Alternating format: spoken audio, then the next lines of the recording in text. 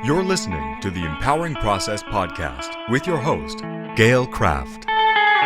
Listen as she holds frank discussions around how your purpose, being present, and trusting your power impacts your life. Whether you're an entrepreneur, leader, or developing your vision, you'll find wisdom and insights you can utilize right now. Welcome your host, Gail Kraft. Of course. Hello, everybody. Gail Kraft here from the Empowering Process podcast. And I have with me, and correct me if I say your name wrong, Mike Skrypnek, right? Perfect. So Nailed Mike it. nailed it, calls himself a catalyst that ignites your passion to help you make a cosmic ripple. I love that, cosmic ripple. His role as a multiplier of entrepreneurial success and personal achievement extends through generations, healing our past traumas, and we're going to talk about trauma, and reforming our subconscious patterns. We'll probably talk about that as well, allows us to realize our unlimited worth. Mike will show you ways to gain insight needed to develop the awareness to overcome any limit keeping you from your personal or professional success. And we're going to talk about frustrating limits. Welcome, Mike. Thank you so much for having me, Gail. Oh, it's Glad to be here. oh my God, it's going to be so much fun. And there's so much I want to talk about when we talk about limitations. I don't know where to begin. Um, it's really funny because in my life and my experiences, I had so many blocks and restrictions. I mean, literally had a brick wall 2 feet thick all around me, right? Right. And it either served me and keeping the BS out and doing what I needed to do, or it brought me down. It did one or the other, right? And it usually was not serving me, right? When I finally started taking those bricks down and like peeking over the wall, taking a Mm-hmm. few, and then, maybe put a foot over the wall, right? Very carefully taking down those blocks, those things that I thought to be true as a child, those programs that we buy into. Um, I went through a lot of emotions. One of, anger. Well, how dare you do this to me? Your words restricted me. And then Mm-hmm. how stupid of me to accept those words. Of course not. Well, there's another program, right? But and then wait a minute, how wonderful of me to have the insight and the curiosity to heal and get beyond. So let's talk a lot about that because what I would love to dig into and unpack, if you don't mind, Mike, is, a lot of people do the work of finding their blocks and now they use it as an excuse. Oh, that's Right. because, when I was 12 years old, this happened. And my brother did this to me, right? It's like, that was 40 years ago. When are you going to get over it, right? It's great. Yeah, absolutely. Right. So share your journey, if you don't mind, a little bit of your realization of your blocks and restrictions and how that has changed your life and how you help others. Well, I think, Gail, first and foremost, stepping out of, that sense of victimhood is really key. What you describe where people, continually live within that. There is a tendency, and it's interesting. I've started this movement, if you will, called Unlimited Worth, and I'll give you all the basis of that in a moment. And what we really are in is a rehashing, on a continual basis, because people will want to hear the story, and as we're going to discuss it today. But there's also, what now? Right. So what now? And what is really key is identifying that success, happiness, love, and moving ahead can coexist or step on top of the experience, the trauma, the life challenges, and all the struggles. And, they're not, restricted. There's a point at which the restrictions and the limits, unlimited worth, that they are lifted.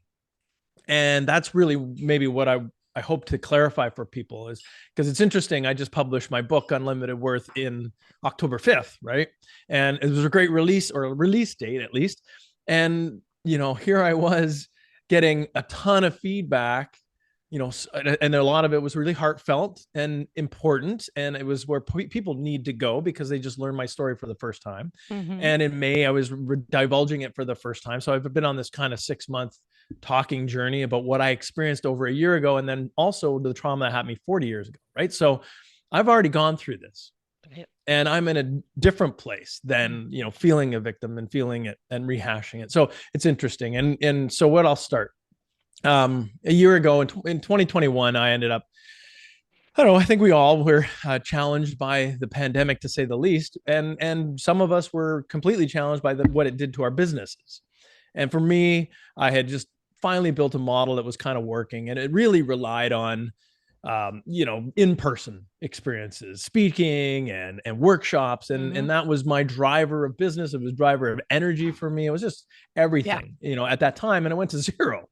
And then the navigating how do you differentiate yourself when everybody is giving away their coaching, if you will. And I use quotes because sometimes it's not that quality, for free. Thank you.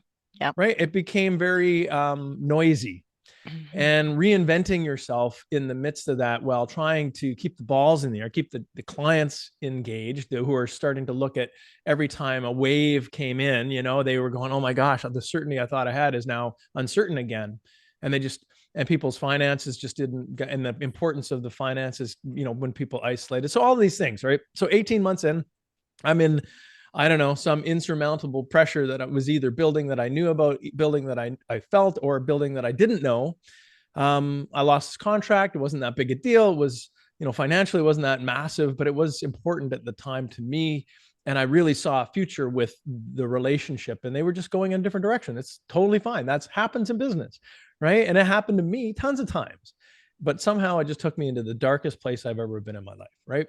And it took me immediately. So whatever I was predisposed because of 18 months of isolation and Zoom, it took me, and I just went right with it. And I didn't willingly go. It just took me into this dark place. And for 10 days, it was like, I think I'd be better off ending my life, not being here.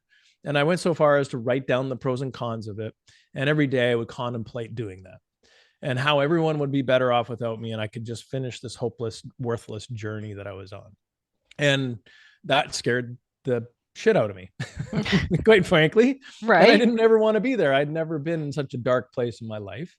And I reached out to a friend and reached out to a professional that I knew. And, she gave me the love that I needed, the tough love, the kind of the hit you over the head with the life preserver kind of love, and I managed to start clawing my way out, and began a journey of healing, and it began a journey of getting better that culminated in December, where it just felt like the lid came off and everything was possible again.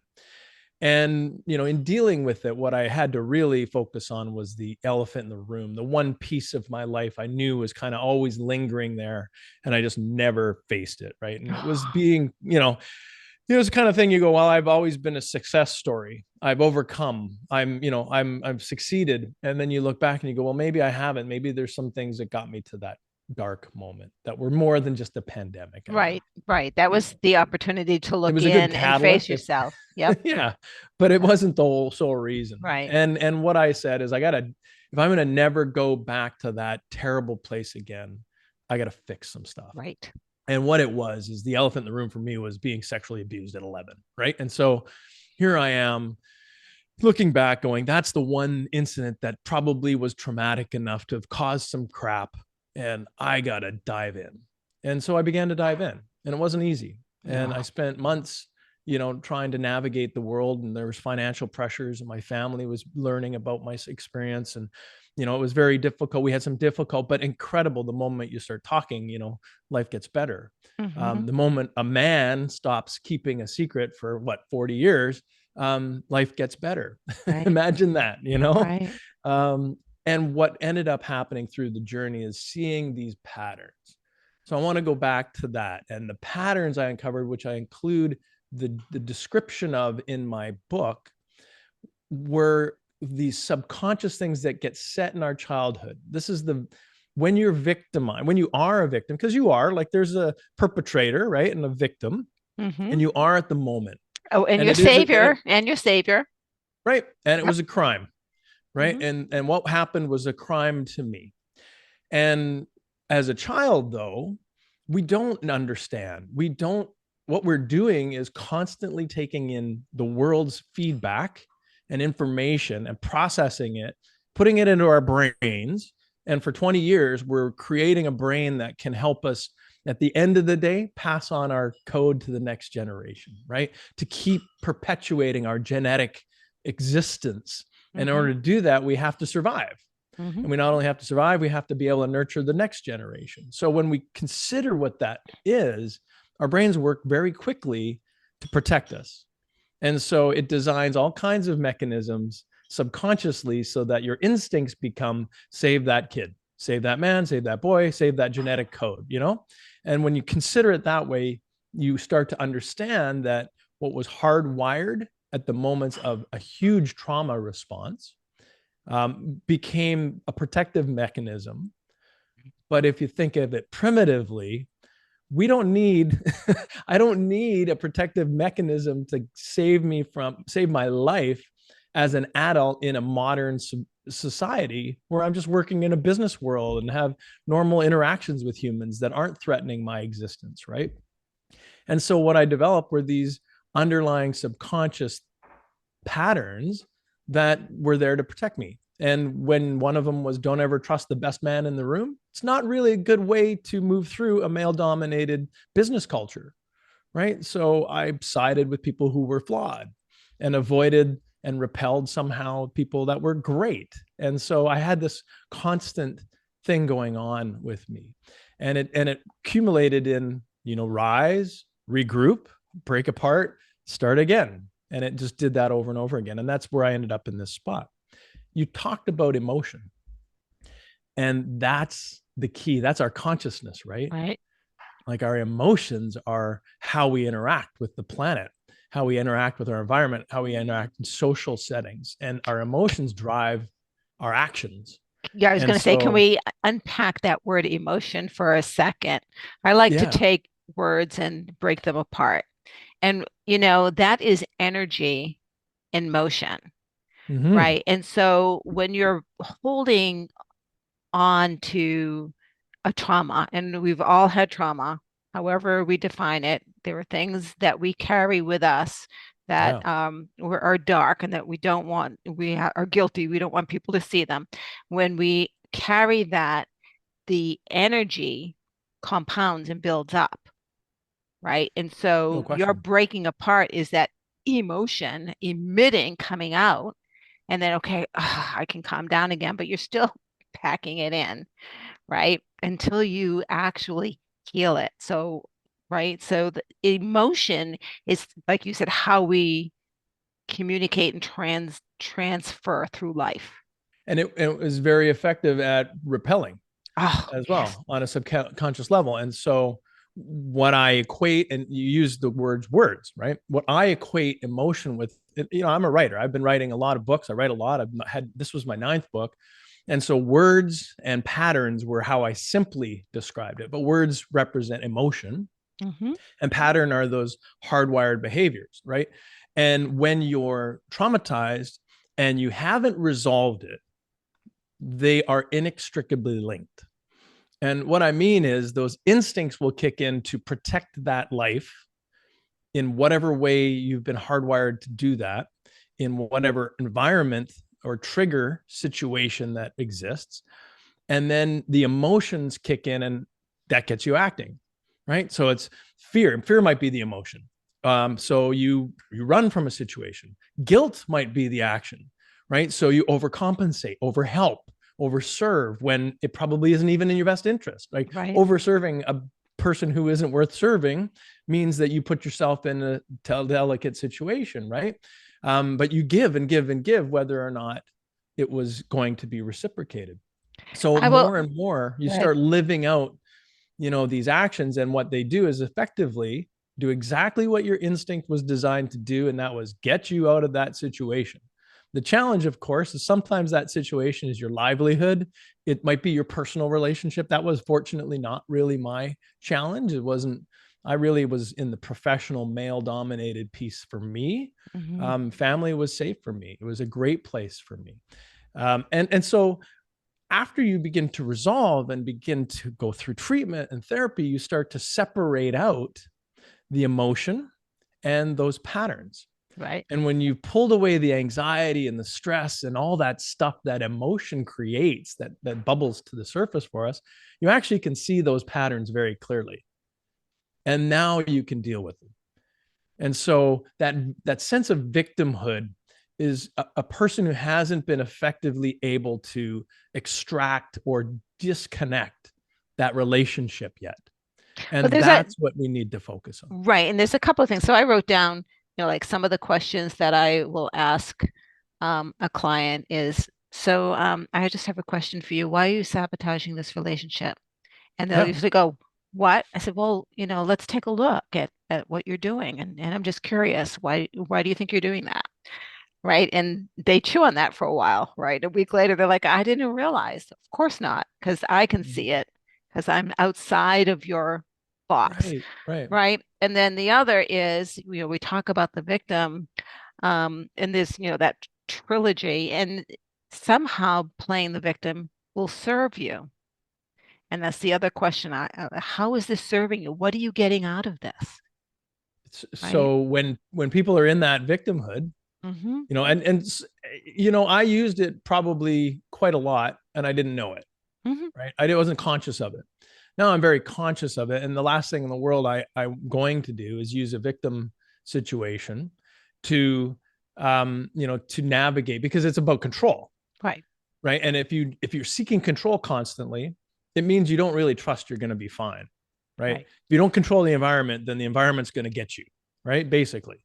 And so, if we're worried every minute, either subconsciously or consciously, that the environment's going to get us, whatever it is, the people, our business, our family, whatever, something's going to get us, and we're not going to be okay, we're constantly going to use whatever tools we can to gain that control. And victim is a great tool. It's a tremendous one because it extracts people's empathy as well. Only for so long, though. People start to it gets a little weary of hearing someone bitch and complain. Right. And when we get to a point where we understand what the dynamic was, how we are instinctually wired, we begin to know that no matter the circumstance, like there is no time in my life between now and my death that at whatever point that comes, I give myself 100. And I'm working hard to try to make that happen. There is no repeating of the situation that I went through. It won't happen ever again. And I'm perfectly safe if that's the only situation that I found myself in that was dangerous and life-threatening, that was in my realm. It ain't gonna happen again. So I trust I'm gonna be fine. And I also trust I don't need to be accepted by everybody. I don't need that. Victimization means you are accepted by everyone because everyone takes pity on you. The community gathers around. Well, that's not how it works. The community begins to repel. And when you're doing that subconsciously, which probably I did for a lot of years, they get repelled. Right. Because they're like, I don't want, the person doesn't want help. They don't really think, they don't understand they need help. So we're not going to help. Right. And getting out of that is the interesting thing. So as a professional now, trying to advocate, trying to help others, trying to drive, coaching and help people understand this about themselves and how they can help others. It's how do you retell the story, the experience, the journey, and continue to not, position yourself as a victim. Because I don't think myself as an adult, I'm not a victim of anything. There's no victimization here. There was a moment in time that was a victimization, and that's it. I'm not a survivor because I did survive already. That was done a long time ago. Right. I'm just a human navigating the world who has become aware of a lot of the subconscious things that we're, repeating. Right. And now I just won't repeat them. And this is really, really interesting. So let's talk about forgiveness here. I have many conversations with my clients about forgiving a certain situation. And it's not condoning.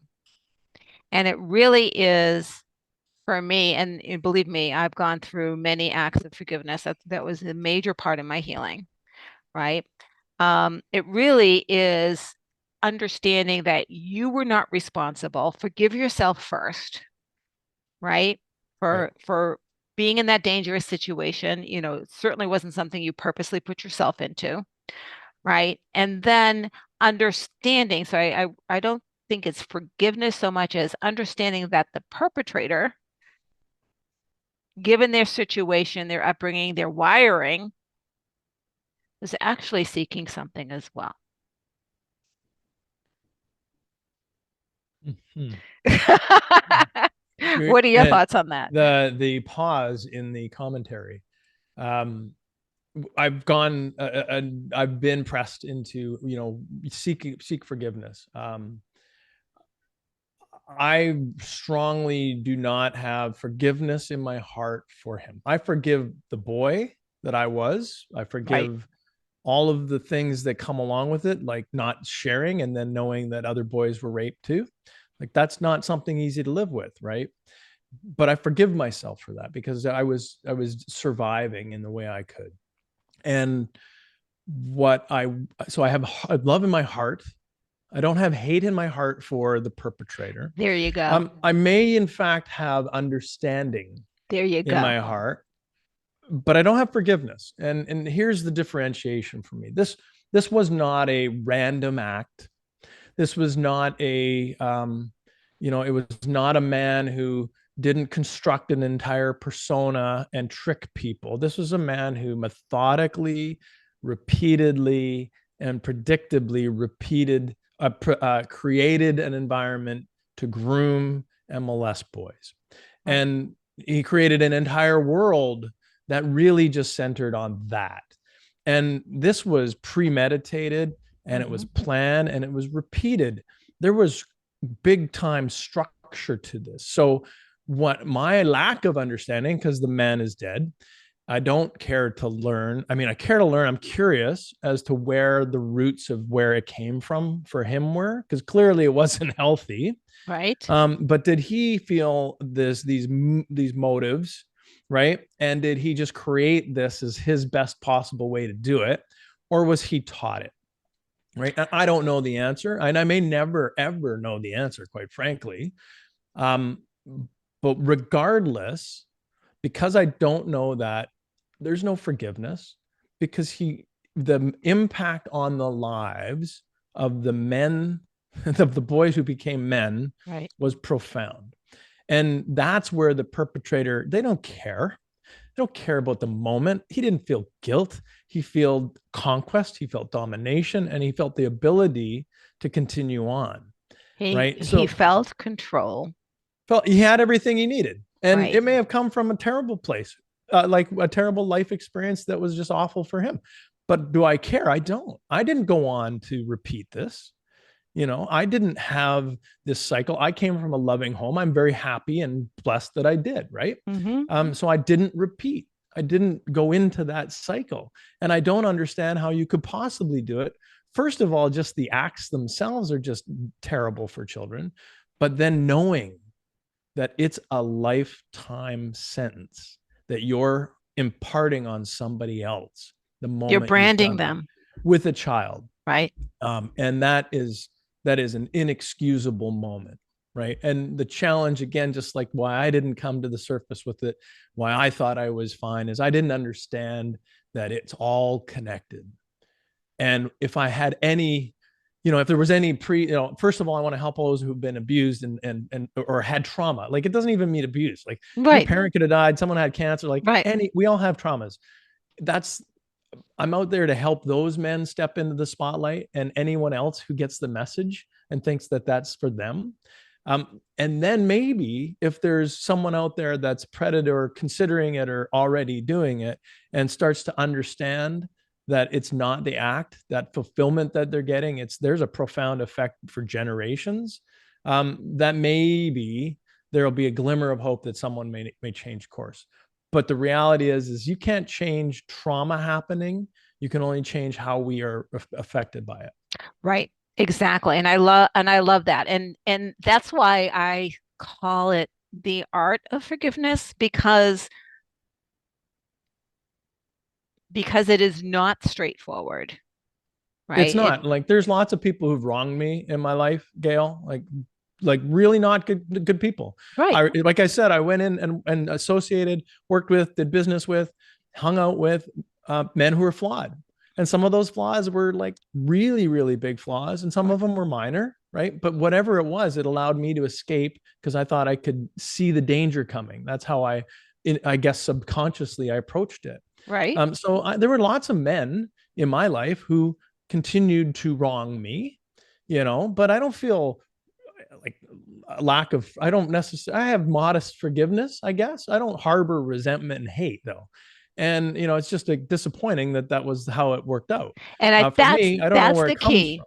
That's the key because what happens when we don't go down that path of healing is that, you hang on to that hate, right? It changes your body, it changes your physique, it Oh, changes for sure. it changes your energy, right?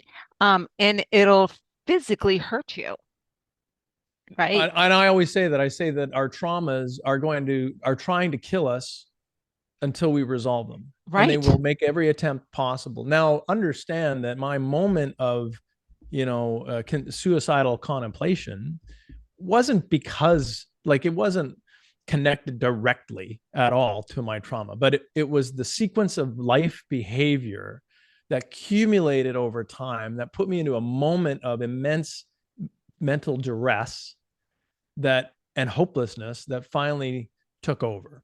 Right. Right. So it was a cumulative effect. It wasn't like I was thinking back to that trauma. That was not the connection I made. And that's not really what pushed me into that moment. But it was the precursor for all of it. It set the stage. And in order Yeah. to never go back there, you gotta rewire. You have to fix that stage. And that is the key. I will tell you, I've been on this journey um probably my entire life, but not consciously, but really consciously the past 10 or 12 years, right? Right. And it was only about 2 years ago that I truly faced my abandonment issues. So maybe it was Mm-hmm. 5 years ago. When I think about when I did the process, yeah, maybe it was 5 years ago.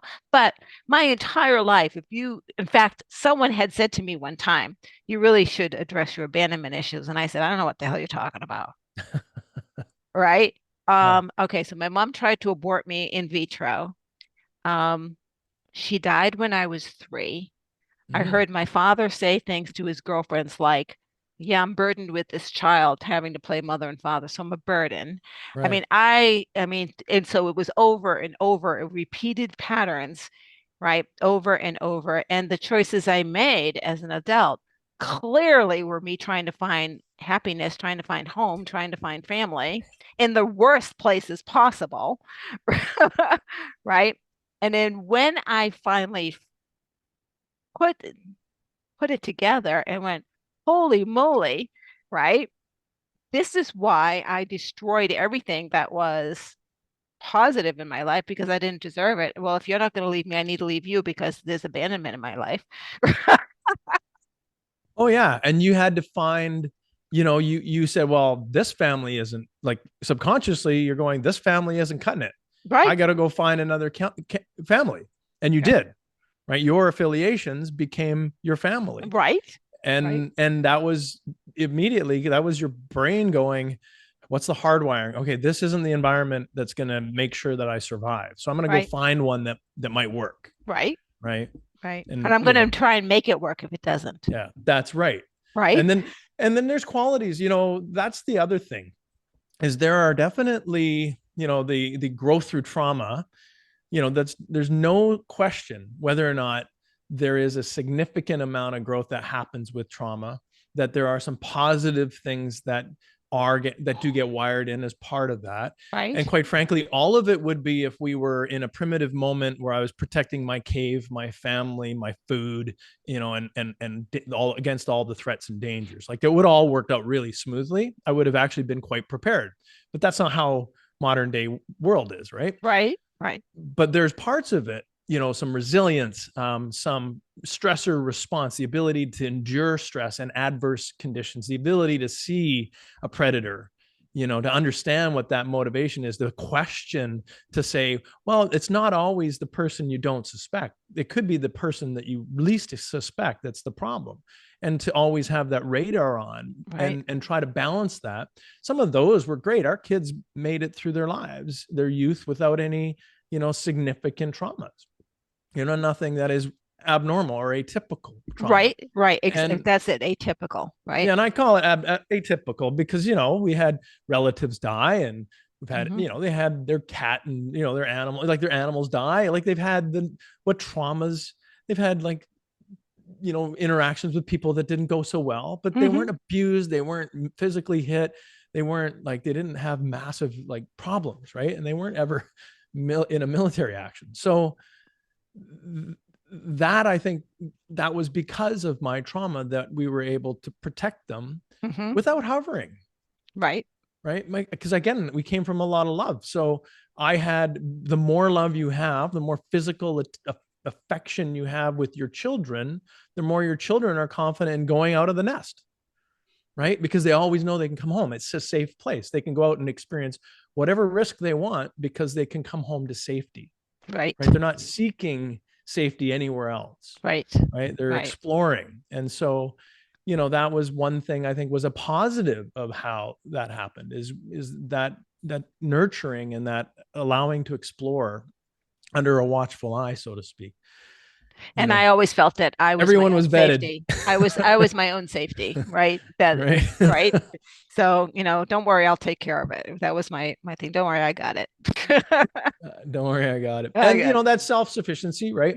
Because when you're harboring a secret and you're, the last thing you want to do is share it with anybody, you start relying on yourself. You're like, well, no one's going to help me in this, because also if I lean on people, if I ask for help, then someone's going to crack open that that box and find out more about or they're going to die, or they're going to lie, or they're going to leave, or right. I mean, for me, it was they're going to leave, right? Totally, they're going to leave. Right, they're totally going to leave, right? Yeah. I've got a rambunctious cat here. Oh, that's okay. I've got two sleeping, a cat and a dog sleeping. He usually does that at 8:30 at night when he wants to go out and kill things. That's all right. Your cat wants to join. Wants to go hunt mice. That's just it. It's really having learned where some of the power of it. So removing that victimhood. And, I have to say, Gail, I've had a lot of experience, not personally, thank you, but with people who are addicted, right? And I've had some great leaders, great men in my life who helped those run addiction centers, have a really good perspective on it. And we were talking earlier about interviewing, podcasts, and learning. We had a chance to learn a lot, right? By having those conversations with people. And what I've learned and what I've experienced is addiction is very hard. And a lot of people go through it. And when they recover, that's something to be celebrated. It's really an accomplishment. It's so bleeping hard to get over a real, genuine addiction. The challenge, of course, is the tools to get through the addiction aren't always the same exercises, the same process to get over the trauma, right? Because addiction's hard, and there's this different, relationship, with neurochemicals and physiology as well. Once you get into, then they get into the recovered whatever, right? The person who's in recovery and now abstaining from whatever vice it is that their addiction, doesn't necessarily mean they're well. Oh, I'm so glad you brought that out, because my witness has been, because I have many friends who have had drug and alcohol abuse in their life. I attract those people, but I'm attracting them at the other end. And some are just so amazing with their healing, right? They've worked on their whys, right? Why did I do this? What was it?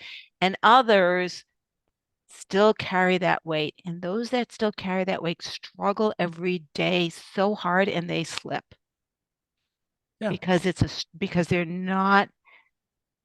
don't they're not healing. Knowing what the problem, we touched on this earlier, knowing what the problem is, knowing, so you shine the light on, here's the root. Wonderful. Now that you Mhm. have the light on, you need to do something about it. Even those who haven't been through addiction, I've been fortunate to have people reach out, fully disclose, that I never knew had situations. Right now that I'm out there sharing my stuff, Right. people are reaching out and saying, "Oh, by the way, you've known me for 30 years, and this happened to me when I was Hmm. a kid," and we never knew, right? We never had that conversation, Right. and then they say, well, you really talk about all these processes and this EMDR and therapy that you go through and how it helped you. Can you help me understand more about it? Because I'd like to do it. And then we get into the conversation. And some people are like, all right, this is going to be great. I'm going to just go and tackle this. I've got one more thing to deal with, and this is how we'll do it. And other people are like, yeah, that sounds like it really could be a very effective thing for me. But will it really open and Well, they're open the can afraid of that it's going to worms? hurt. Open the can of worms. Oh my God. And Mike. that's Oh, exactly where you need to be. that's And I even exactly, yes. in my my intro or my preface to my book, I talk about triggering people. And I talk about this in my keynotes as well. And I lead with saying, uh, some of you this won't even land because you don't have that life experience and trauma is not your thing. No problem. Like you'll learn something today, but you're not necessarily going to like really get impacted by it. And then there's others who kind of have it in their life and they go, okay, well, this is really useful. I can help. This story was helpful and I can go maybe help my friend, right? Or my parents or whatever it was. And then there's people who are deeply affected and not on the other side of healing yet. And for them, it's going to trigger, and I can't even stand that word. I'm a I Gen know. Xer, Gen Xers, we don't, I'm like, have a hard time with that word, but it's going to trigger you. And here's the deal. It's going to suck and it's going to bring up some stuff. And I have to say that's good. That's so good. And, It's so I know good. that's unfeeling. And I know that generally a lot of people are like, well, well, that might push people over. Good. If it pushes people over, because I'm going to tell you at the end of the conversation, this is what you could do. And here's a clear path to how you can get help and the simple steps. So simple, right? And I'll give you the tools. So you don't have to wonder if this is the triggering moment that puts you into the most dark place you've ever been. It's going to take you to do this one thing and then do this other thing and you'll be good, right? You'll be on your way. Not good forever, but the steps will be the right direction and you'll be on your way. Mm-hmm. And that in itself is the most critical piece. Is it should conjure it. Like I wish someone at 28, when I was 28 years old, said, you got this stuff. And I know you don't want to talk about it and you don't want to share it with anybody and you're afraid it's going to ruin your life. And guess what? It's going to be hard, but it's not going to ruin your life. People will still love you and they'll love you more and you'll have more opportunity. Like I wish people It said ruins that. your life because you hide it. Right. Because it was always Right. trying to It's kill me. upside down. Right. We're looking at Right. it upside down. Yeah, yeah, Yes. yeah. So that's where I want to push people or Mhm. pull people or go arm in arm with them, whatever. I'm there.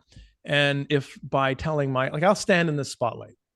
I wanted to stand just adjacent to it all my life because if I was in the spotlight, people would find out my shit, right? But but if I was just adjacent, I could get enough accolades that maybe I Right. could help. That's not the way it is. So I'm here. Right. And no one else has to be. Telling your story, revealing your truth, talking about disclosure to leaders of industry, even if it, or just the average person, you don't have to tell the world. No. You don't have to But you follow have to people's, tell yourself. you got to tell yourself, but you have to say, I know that what it was is somehow affecting everything I do. And I'm going to share it with someone I know, love, and trust who cares for me and will hold confidence. And I'm going to find a professional. a professional who is connected to the things I need. And there's some criteria, right? Right. Like I couldn't have had a 24-year-old young lady help me out of university with EMDR because I felt really comfortable with ladies, women. That was a real comfort zone for me. I always had love and care. I needed a middle-aged man or a mid-late 30s man who was really good and genuine and helpful. Right. That helped me. And he needed to understand business because I'm in business. He needed to understand, the challenges I had with child sexual trauma. That was his specialty. So when we matched that up with the professional, now we've got both things going. We've shared our secret and now we're getting help. I have another woman that I interviewed who was her father raped her through her entire life. I mean, her story will just bring you to your knees. And her healing took her a long time to get on that path. Right. And she says in our interview, Gail, my therapist is a man. I have to learn how to relate to men in a healthy way and create healthy boundaries. Right. I have to have a man as a therapist. And the key word there is trust. I have to trust a man to help me. Right. Right. Right. And that was the same. It was no different for me. I had to trust a man right. Who had good intentions to help me navigate that. And it was critical. I trusted lots of women, and women generally didn't do me wrong. They always delivered in some way, shape, or form, or at the very least, they rarely maliciously came back at you. Like it was never, I never had a negative experience in that way. Right. And I've had great, and we all have relationships, and some don't work out, but it never ever felt like I was being wronged. Right. And even when it was because it happens. But with a man, even a business deal gone south hurt. And it hurt bad. And I felt like I was let down. And sometimes if there was a good man then around where that happened, it felt like, well, you knew you could have helped me. You could have protected me. This is subconscious. None of this is like happening in real time. I look back and I go, that's so obvious. None of it was obvious during my life. Right. Nope. But when I look back, I'm like, okay, that's what the dynamic was. And where I entered into relationships where I finally broke the cycle of working with bad men or engaging them in deals. And the good men I started working with, it was all transactional. I was hiring them as coaches, as mentors, right? And I was looking for them to care, love, and lift me up. And they were just fulfilling their business relationship. And for me, that didn't work either. No. I was still struggling. I was getting really good men in my life, but they weren't there to back me. They were there to back me as long as we were transacting. Right. Right. Because their phone, there was no, they didn't answer my they're phone not your calls friend afterwards. Right. I had a client who really didn't get that yes, you love me because I'm your coach, but I am not your friend. I am your coach. And if once I become your friend, I cannot coach you. And here, I will be, so that was one of my commitments when I began coaching, is to be more. There is it's different. If you wanted business advice, if you wanted a consultation, counsel that helped you move your business forward or structured things, or, that's a strategic kind of role. This definitive for me to say that's our business relationship. Right. Right. But I care about you as a human. And so you, at any given time, when you feel pressure, you feel stress, you feel like you don't know what's going on, that call's free. Like, like that conversation's free. I have time. Right. Right. But if it's a specific deliverable on our work relationship, that's paid. And so sometimes, and I think this was prior to healing, if you will, pre-healing, PH, I don't know what to call it, pre-being whole, is that people thought that, and they respected the boundaries in a way that I was hoping that they wouldn't. This was dissatisfying. So I said, I'm in. I've got your back, right? As a coach, I just wanted to help so bad, right? And they said, they on the other side said, I can't bother Mike. I'm not going to do that. It seems all business to me. So I was still giving off that repelling, right? Isn't Not that letting people interesting? in. Isn't that And interesting? and now it's different. Now it's just Yeah. like, yeah, you got me, Well, I'll especially if we're tell. engaged in a working relationship, like you've got me Yeah. 24/7 if you need me. Most people Well, I don't. absolutely with my clients, it's 24/7. And I fall in love with my clients and I nurture my clients and they fall in love with me. And that's where, but we're still client. You're still a client. Now, I have some friends who became clients, and that was a little weird to Yeah, navigate. and I think that you can develop, it's like a marriage, Hmm.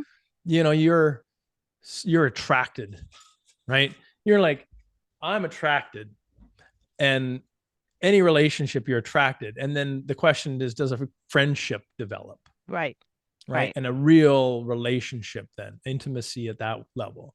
Well, it And is when it intimate happens, you because get to we're stay talking together, about right? raw things, right? We go Absolutely. places that they've never gone before. And I'll admit that's where I never took people, or I took them to a little bit. And I always would demand that they disclose, right? And I would get some things out of people, but they could tell I wasn't all in. And I was almost all in. And I certainly gave them comfort, but it was one way. And they knew, inherently, subconsciously, everyone kind of probably felt it because I've heard it. We always thought there was something, but we just didn't know what it was. You Mm. seemed like you had it all together, but there was just something. Hmm. And that's innate. So let's go back to where you might have started in the metaphysical part, Oh, yes. because I know you like to play in that pool. And then Yeah. for our last little bit of time, I don't want to dig too Okay. deep because that's personally not. I'm not too much into the woo Right. woo, and that's fine. However, However, I do really enjoy the deeper premise of quantum physics, quantum right. realities, where we are essentially all, carbon and nitrogen, and we're actually from like our basic elements are all from the universe, right? So Well, we we're are basically right. electricity. We're We're effectively basically star people, energy. right? Yes. Yeah. Yes, we are. And the thing is, at a subatomic, quark level, we're all just intermingled stuff. And what I always have said is there was a moment through my therapy, midway through, that what felt different was this. Every day for 40 years prior to that moment, I was colliding with other people's stuff. Okay. On an energy level, it was like my atoms were bashing off of other people's atoms. And occasionally we'd like align and it'd be mutually beneficial, but there would be this collision. And after I got to a point in my healing, it felt like it was now about the 99% of space in between. Yes. Right. Because we're just a very, very small amount of hard stuff, if you will. If you Right. think of it hard, it's not really. But we're really, atomic stuff is very small. It's all the space in between. And so what I felt was suddenly I was interacting in the space in between. And that meant people who also were in the space in between immediately connected. And they connected out of the blue without understanding of why the conversation was happening. Although when you sit back, you're like, yeah, because we're operating at this level. That's a part that really is I'm comfortable with. That's almost as far as I get in some of the But woo, that is but that's exactly what's that's going for on. me That's why because it's woo woo a is not very woo woo. Woo it's woo is not very woo woo. physics, right? Like I can Yes. get my head around stuff that becomes measurable, and that's a very measurable thing at a different level. And there are people doing work in that field that actually divulge and show that this is the thing. And Right. so it's a thing. It's a thing. And I know that that's where I'm operating. But what was sad is I was operating for so many years in the stuff, not the space.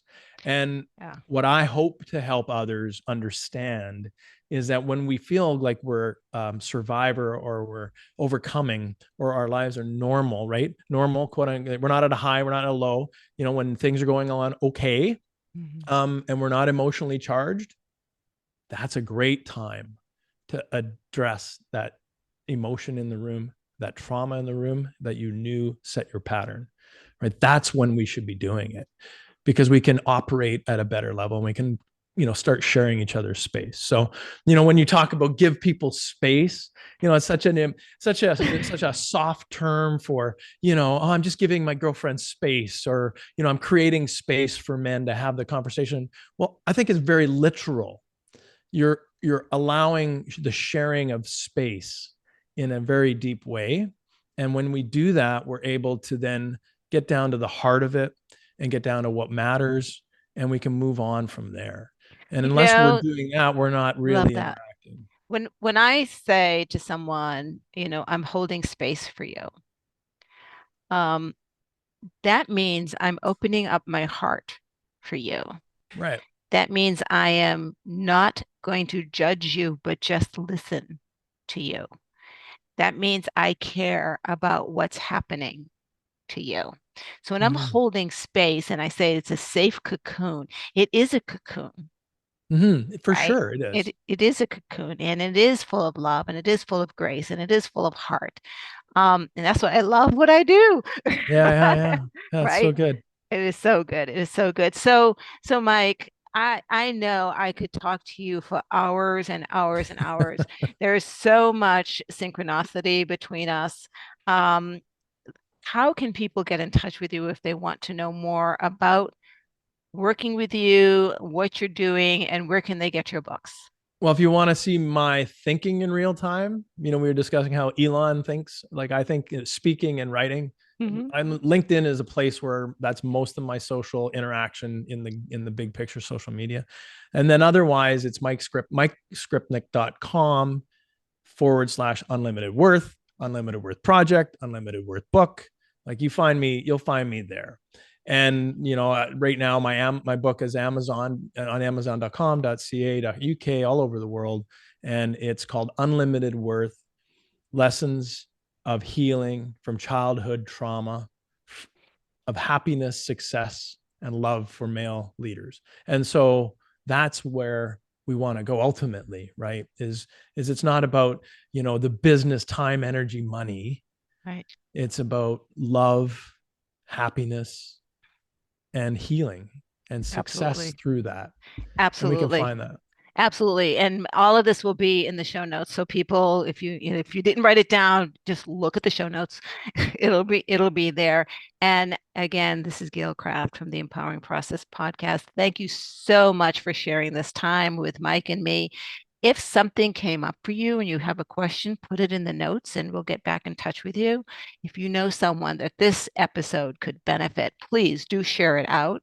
And always, always, always subscribe, like, thumbs up. Let us know that you care, because we care. Thank you so much. Bye-bye. Thank you for listening to the Empowering Process podcast.